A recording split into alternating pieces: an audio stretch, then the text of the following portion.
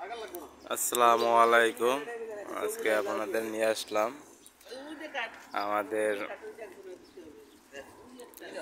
Green গার্ডেনে। এখানে আমাদের এই গার্ডেনে সংগ্রহ আছে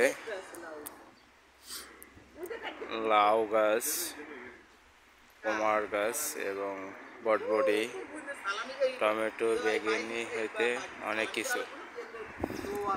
এখানে উপস্থিত আছেন আমাদের প্রবাসী বাংলাদেশি ভাইরা। ভাই, লাউটা হাতে পেয়ে কেমন লাগলো?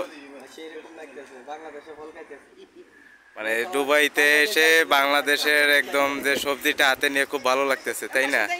ভাইয়ের কোন ডিস্ট্রিক্টে? আপনার কোন ডিস্ট্রিক্ট? কোন ডিস্ট্রিক্টে? আমাদের কুমিল্লা ডিস্ট্রিক্টের ভাই। সে দুবাইতে লাউয়ের গার্ডেনে বাংলাদেশিদের এখান থেকে সে লাউ সংগ্রহ করে খুবই আনন্দিত। আমাদের আরেকটি ভাই, সেও লাউটা হাতে নিয়ে ঠিক বাংলাদেশের যে ফিল্ড সেটা উপভোগ করতেছে।